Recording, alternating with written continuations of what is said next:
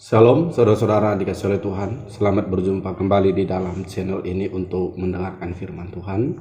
Saya berdoa buat saudara-saudari semua tetap sehat dan selalu diberkati oleh Tuhan. Dan sebelum kita mendengarkan firman Tuhan, marilah kita berdoa. Damai sejahtera Allah yang melampaui segala akal akan memelihara hati dan pikiranmu di dalam Kristus Yesus. Amin.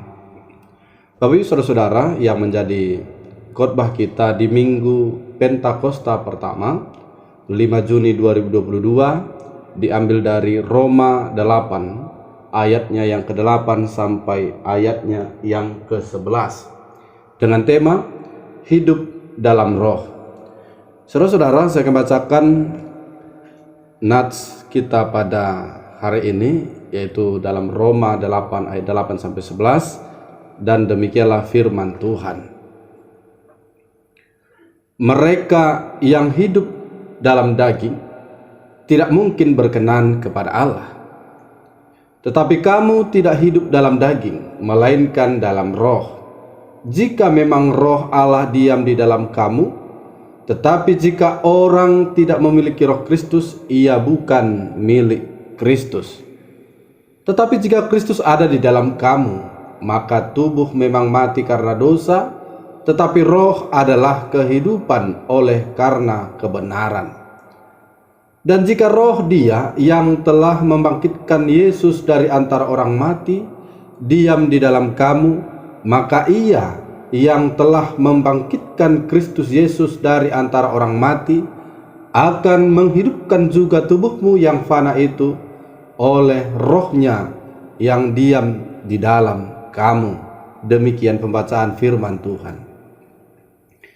Saudara-saudara dikasih oleh Tuhan, semua manusia pasti memiliki keinginan.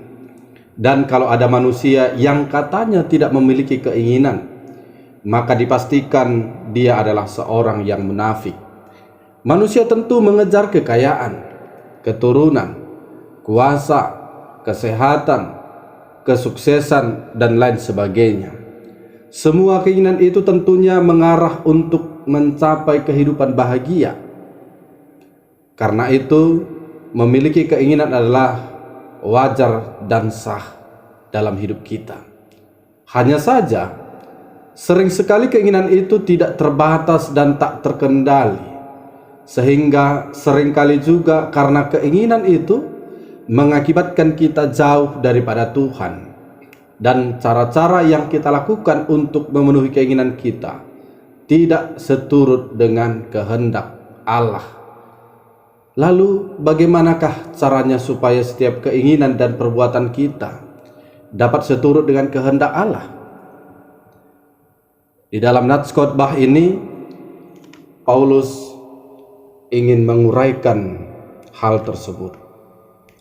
Dan di dalam nats ini, terlebih lagi Paulus menguraikan dua golongan orang, yaitu mereka yang hidup menurut daging atau tabiat dosa, dan mereka yang hidup menurut roh. Hidup menurut daging berarti mengingini, menyenangi, memperhatikan, dan memuaskan keinginan tabiat manusia berdosa. Ini meliputi bukan saja kedursilaan seksual, perzinahan, kebencian, kepentingan diri sendiri, kemarahan, dan sebagainya. Dan hidup menurut roh adalah mencari dan tunduk kepada pimpinan dan kemampuan Roh Kudus dan memusatkan pikiran pada hal-hal yang dari Allah. Paulus mengatakan bahwa tidak mungkin seorang untuk mengikuti hukum daging dan pimpinan roh pada saat yang bersamaan. Jikalau seorang gagal melawan keinginan dosa dengan pertolongan roh dan sebaliknya hidup menurut hukum daging, dia menjadi seteru Allah dan dapat menantikan kematian rohani yang kekal. Mereka yang terutama mengasihi dan memperhatikan hal-hal dari Allah dalam hidup ini dapat mengharapkan hidup kekal dan hubungannya dengan Allah. Semua orang percaya sejak saat menerima Yesus Kristus sebagai juru selamat dan Tuhan memiliki Roh Kudus yang berdiam dalam mereka. Orang-orang yang hidup menurut daging adalah orang-orang yang sibuk dengan segala sesuatu yang berhubungan dengan hidup yang penuh dosa. Orang yang hidup menurut roh adalah orang-orang yang hidup dengan segala sesuatu yang berkenan dengan hidup menurut pimpinan dan kuasa roh. Keinginan daging bertentangan dan bermusuhan dengan Allah dan tidak bersedia tunduk pada hukum Allah. Orang-orang yang hidup menurut daging tidak akan dapat menyenangkan hati Allah.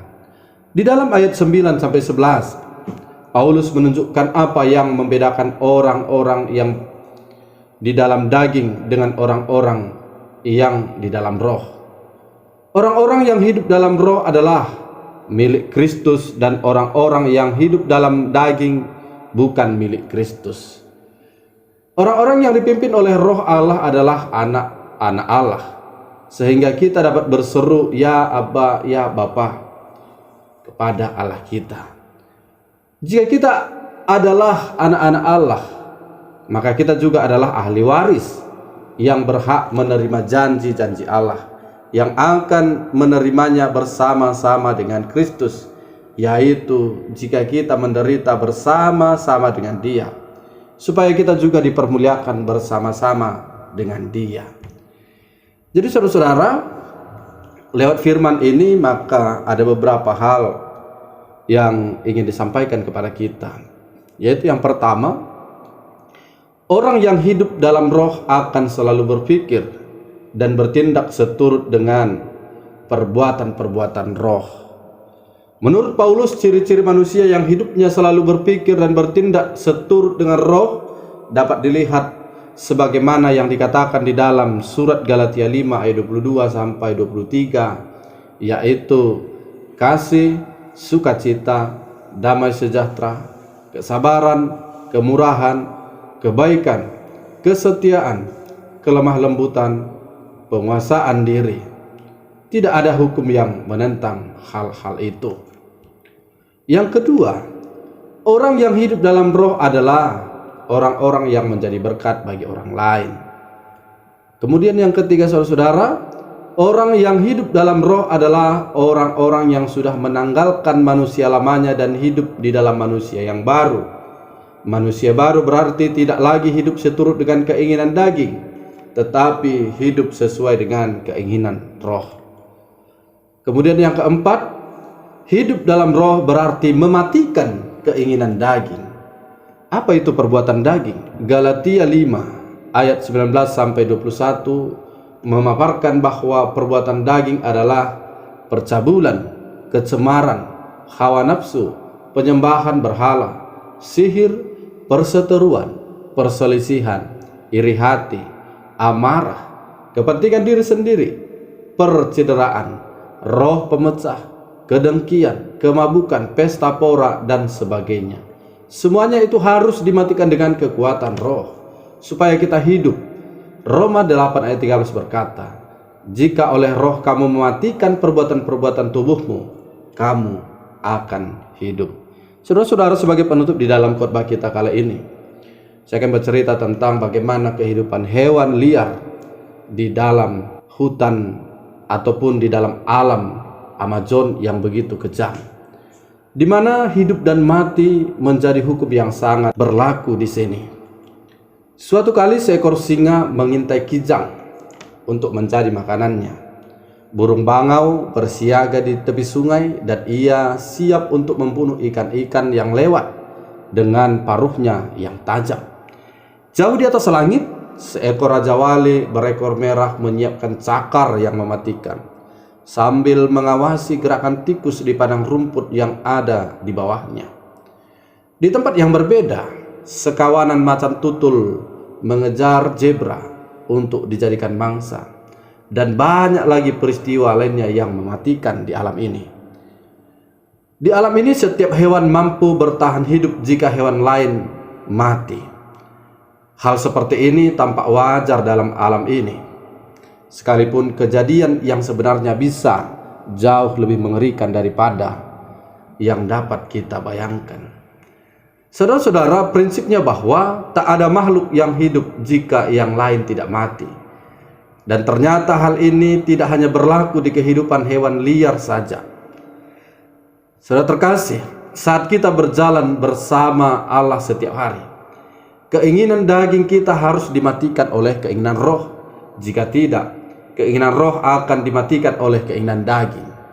Di dalam rimba, padang rumput, dan sungai hati kita harus selalu ada yang dimatikan supaya yang lain dapat hidup.